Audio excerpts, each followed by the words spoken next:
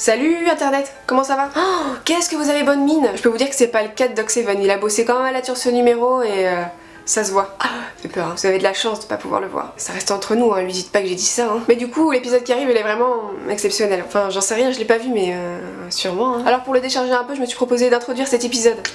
Moi c'est Charline de la chaîne Syndrome Chat et je vous laisse avec l'homme que vous attendez tous. Doc7, à toi de jouer. Merci à toi Charline. Et bienvenue à tous dans ce 10e épisode de 7 minutes de faits surprenants.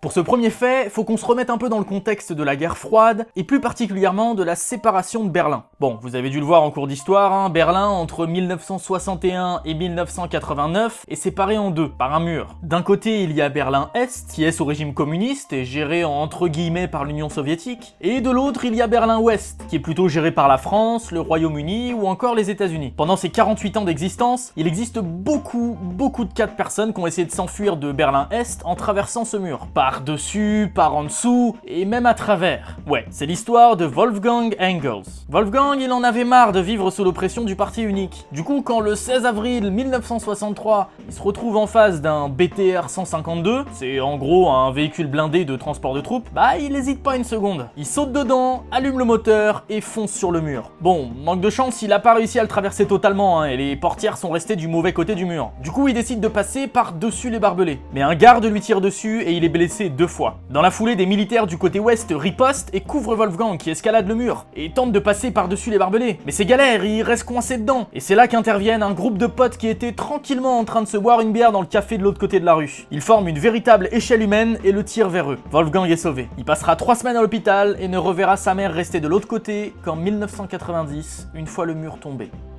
Le 21 août 1986, au Cameroun, le lac Nyos a explosé et provoqué la mort de 1786 personnes. Non, j'ai rien fumé du tout, hein. Cette histoire dingue est tout à fait réelle. Déjà, il faut savoir que le lac Nyos est un lac de cratère. Il est au-dessus d'un vieux volcan. Du coup, il y a pas mal de remontées de gaz carbonique en dessous. Et ce gaz, il s'accumule au fond de l'eau. Dans un climat tempéré, l'hiver, l'eau du dessous qui est plus froide, elle descend. Et elle échange sa place avec l'eau du fond qui est plus chaude. Et du coup, le gaz se libère. Sauf qu'au Cameroun, c'est pas vraiment un climat tempéré. Il n'y a pas ces échanges d'eau. Donc le gaz, il est jamais libéré. Et à un moment, quand il y en a trop, bah ça pète. Il suffit qu'un gros caillou tombe dans l'eau pour mélanger tout ça, et c'est le bordel. Et en août 1986, c'est exactement ce qui s'est passé. 1,2 km3 de gaz s'est retrouvé à la surface presque instantanément. Un putain de nuage incolore et inodore. Et vu qu'il est plus lourd que l'air, il est resté au sol. Tous les petits villages autour du lac ont été décimés. Par exemple, dans le village le plus proche, qui s'appelle Nyos, sur 600 personnes, seulement 6 ont survécu. Et uniquement parce qu'ils ont pu prendre la fuite en mobilette. Le pire dans l'histoire, c'est que personne ne devait comprendre ce qui se passait. D'un seul coup, tout le monde autour de toi tombe dans les pommes et meurt. C'est quand même un petit peu chaud, moi je trouve.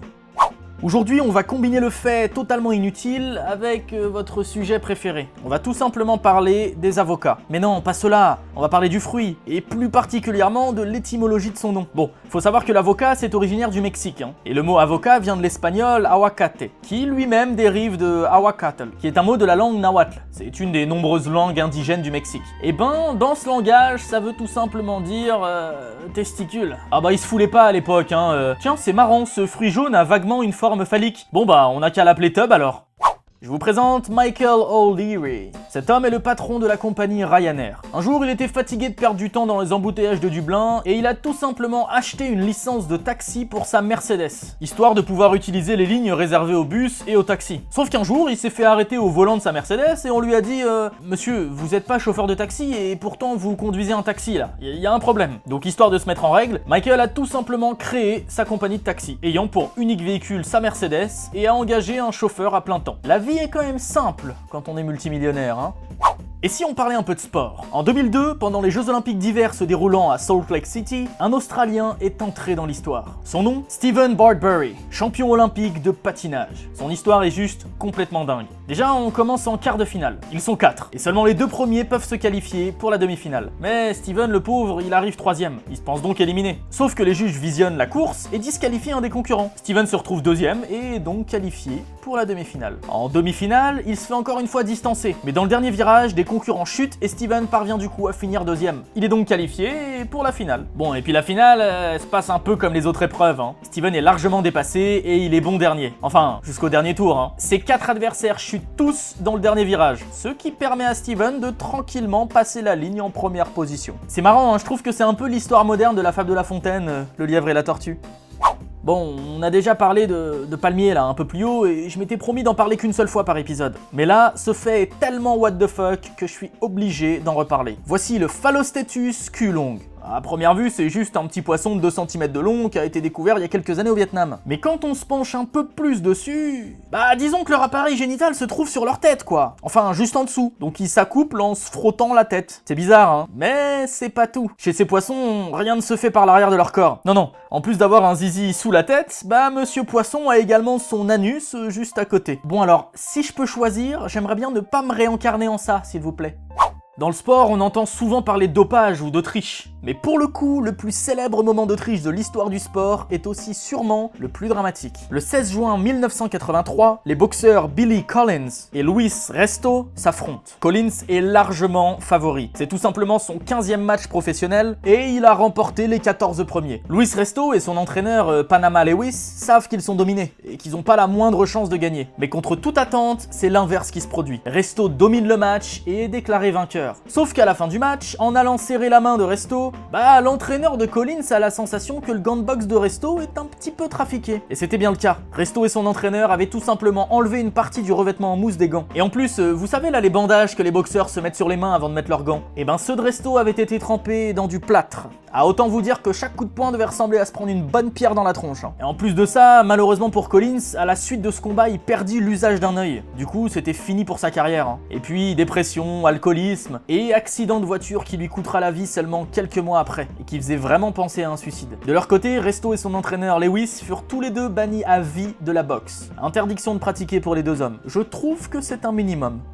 Pour finir, je voudrais vous parler de Billy Milligan. C'est un Américain né en 1955. En 1977, il se fait arrêter et condamné pour 3 viols. Les victimes l'ont reconnu, il y avait ses empreintes, on se dit que l'enquête va s'arrêter là et qu'il sera condamné. Mais non, Billy va se défendre bec et ongles. Il dément catégoriquement être le violeur. Il arrive à convaincre ses avocats qui demanderont un test psychiatrique. Les médecins vont alors déceler des troubles de la personnalité multiple. Ils arrivent à identifier une dizaine de personnes différentes dans sa tête. Ah lui, c'est le boss des schizophrène. Et c'est d'ailleurs la première personne aux États-Unis à être jugée non responsable de ses actes à cause de cette maladie. Plus tard, une fois dans son hôpital psychiatrique, les médecins décèleront 14 personnalités supplémentaires. Finalement, ils étaient 24 dans sa tête. Il y avait par exemple Arthur, un gentleman anglais très distingué, il y avait Allen, un manipulateur, il y avait aussi Ragen, un communiste yougoslave expert dans le maniement des armes, ou encore Adalana, une jeune lesbienne de 19 ans. Ah oui, il se prenait aussi pour des femmes. Et c'est d'ailleurs avec cette personnalité, la jeune lesbienne, qu'il aurait effectué les viols. Alors bien évidemment, il se souvient absolument pas de ce qui se passe quand il est contrôlé par une de ses personnalités. D'ailleurs, un bouquin inspiré de sa vie est sorti, et un film est en préparation où c'est notre cher Leonardo DiCaprio qui endossera le rôle de Milligan. Pour ma part, en faisant ces recherches, cette histoire m'a tellement fasciné que je me suis commandé le bouquin. Je vous dirai sur les réseaux sociaux ce que j'en ai pensé.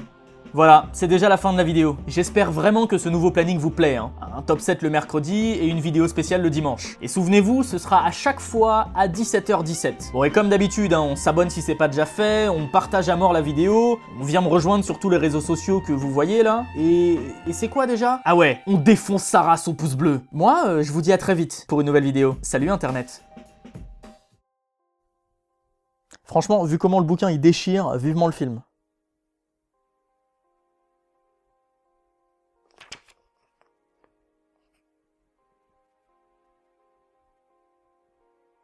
Oui, c'est bon, je sais, les faits durent un tout petit peu plus que 7 minutes, ça va pas nous tuer.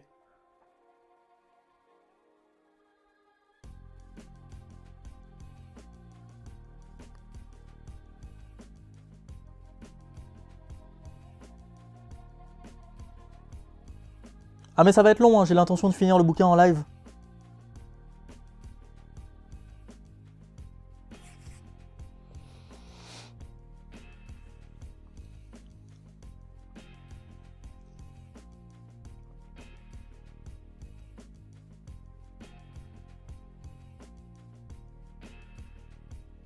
Oui, bon, ok, c'est bon, je vais couper la vidéo.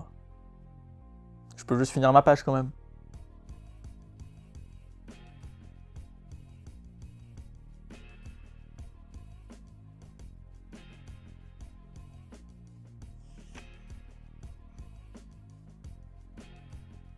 Oh, ça va, juste une petite page de plus, c'est bon.